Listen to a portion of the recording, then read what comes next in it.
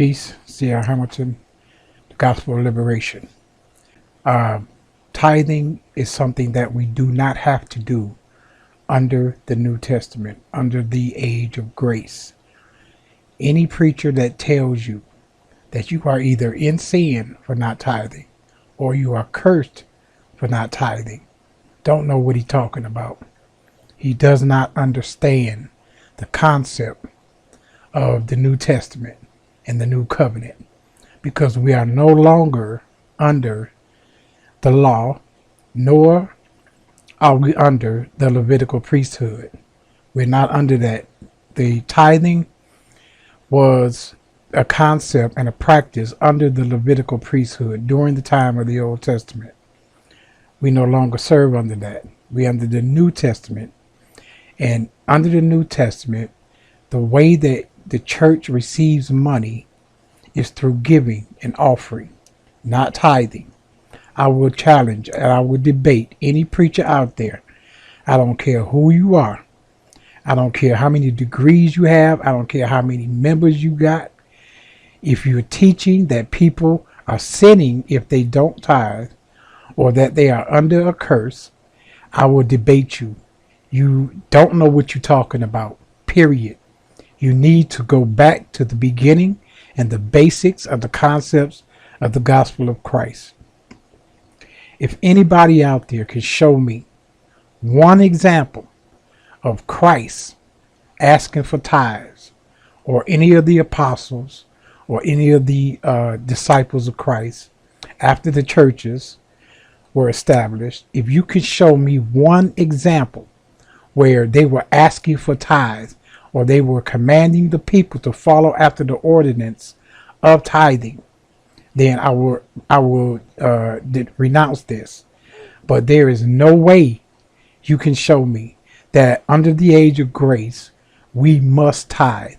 And for all these preachers out here that's teaching that, see, that's the only way they know how to get money. That's the only way they feel comfortable, or the only way they believe that they can get money out of the people, is to teach them to tithe. Even the ones that are not pushing tithing, like a lot of these mega church prosperity preachers, these are just plain old crooks. Okay, they base their entire church organization under the concept and practice of capitalism. And this is because this is a capitalist nation. They hypocrites. We already know that. The evangelical church and all of these prosperity preachers, all they do is, that's the only way they know how to get money. And then there are those preachers who do not force tithing on people, but they still teach it. They don't know what they're talking about, because all these men have no faith in the way they're supposed to receive money from the church. They are concerned about, how are we going to pay the church bills? And the theory out there where if you tell a lie long enough, people will believe it. If it's big enough, people will believe it. They've been teaching tithing for years, for centuries in this country. Okay. And people just go along with it. They just believe it. But you show me there's nowhere in the New Testament, nowhere, where Christ or the disciples or the apostles told the church to give tithing. That is a Old Testament Levitical priesthood practice. We do not do that in the age of grace. No longer. It's called giving and offering. That's how you sustain the church and trusted in God.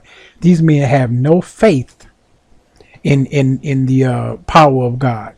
In order to financially sustain their church, they shouldn't be so worried about financially sustaining the church. No way.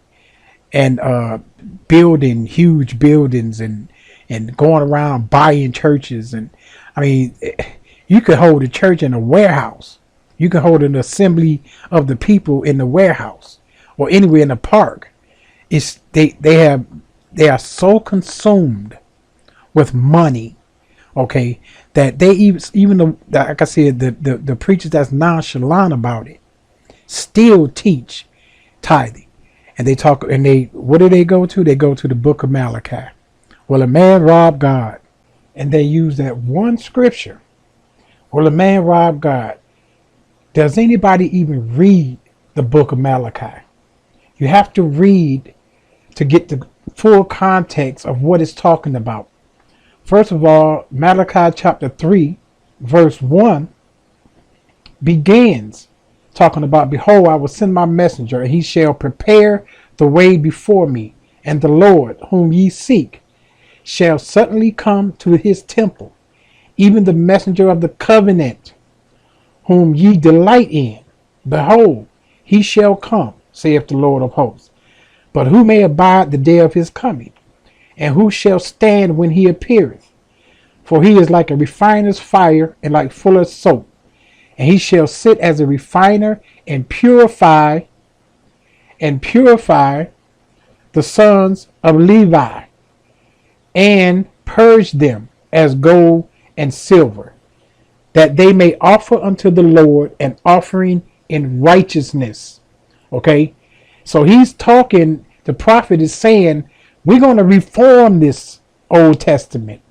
And then it goes on to talk about the deliverance of Judah and Jerusalem. Then it goes on to talk about, even from the days of your fathers, you were gone away, my ordinances, you have not kept them.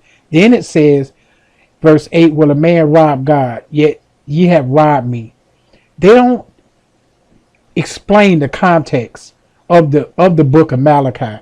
As a matter of fact, Malachi chapter 2, it begins off saying, and now, O ye priests, this commandment is for you. Okay, this book was talking to the priests, and the prophet was prophesying to them, saying, we're going to do away with the Old Testament. We're going to do away with the old covenant. And the refiner is coming, and he's going to purge and purify the sons of Levi, who were those who were supposed to collect the tithes of the people. But as I said, these preachers, they only concerned about money. They will go to any length to teach or to gather money from the people. But the truth of the matter is faith. You have to trust in the Lord and trust in the people and the movement of the Spirit. Even in the book of Acts, after the disciples received the Holy Ghost and they started establishing churches, a Levite came and sold all that he had. He didn't go and collect tithes from the church like he was supposed to. He didn't go and collect tithes. He came, he sold all that he had and laid it at the apostles' feet. He wasn't up there arguing about, we need to be tithing. He knew better, and the apostles knew. And that's in the book of Acts. Like I said, anybody who want to debate me. And this is what the preachers say. Okay, well, it wasn't about the law. Yeah, you're true. That's true.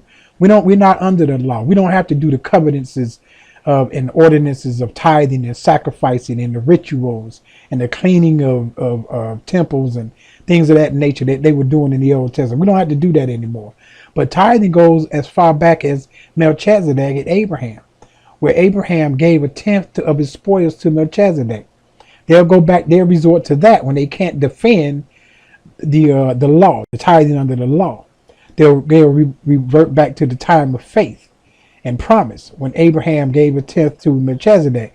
But the book of Hebrews talks about from chapter 6 to 11, explains how Christ is now the high priest after the order of Melchizedek. He takes the place. He's higher than Melchizedek. So what are you saying, Brother Hamilton, that you tithe into Christ? No, you don't. You tithe once. You give your body, your mind, and your soul. You don't give a tenth of yourself. You don't give a tenth of your earnings. That's a lie. That's foolishness. You cannot show me that. That's Old Testament. You can't take old wine and put it in new bottles. You can't do it. You're mixing law and grace. You cannot mix law and grace. It does not work. It'll never work. We're under a New Testament, and it's about faith. Okay, faith, not trusting in the works of the law. And the covenant of tithing was under the works of the law. So I don't care who you are. We can go to Hebrews chapter 6 through 11. I wrote an article about tithing in the age of grace and what Jesus said about tithing. Jesus only mentioned tithing one time. He was talking about how the scribes and Pharisees, that's all they were concerned about. Okay. But then you got preachers who will, when they can't prove or they can't prove Melchizedek, because now Jesus is the high priest after the order of Melchizedek. He's taking the place of Melchizedek. When they can't prove that, they go all the way back to Genesis.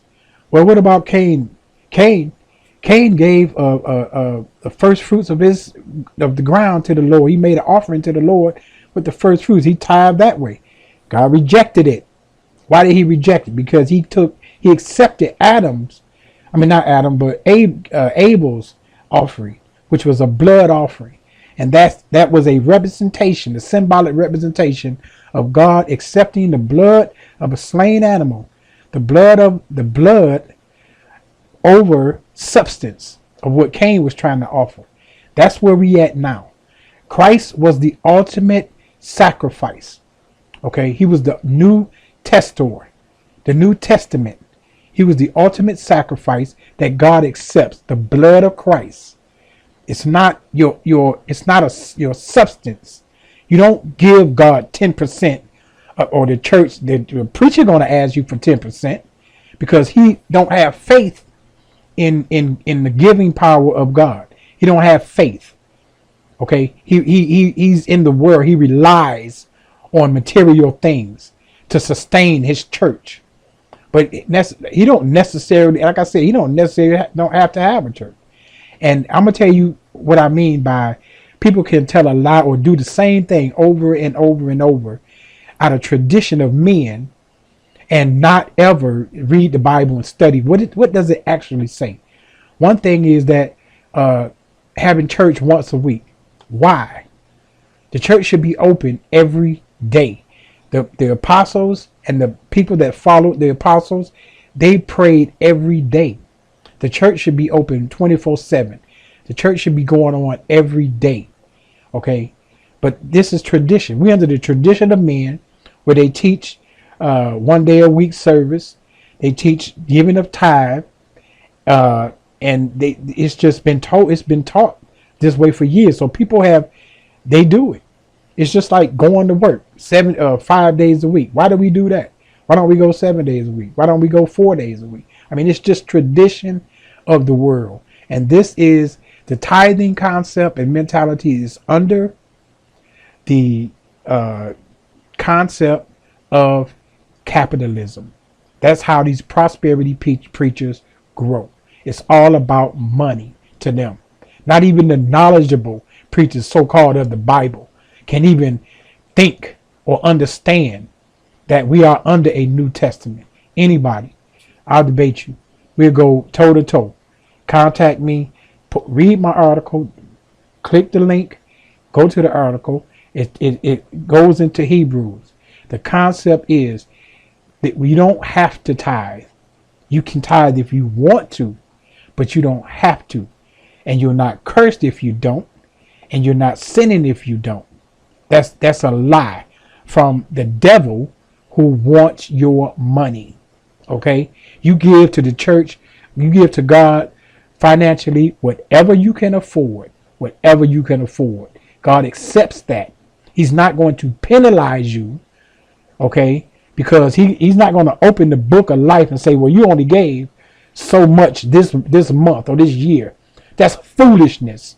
These preachers are liars. They don't know what they're talking about. And they have no clue as to what the new covenant means under the laws of grace and not the commandments of the law and the Levitical priesthood. Foolishness. So you do not have to tithe. You give what you can give when you can give it. Peace and more power to you.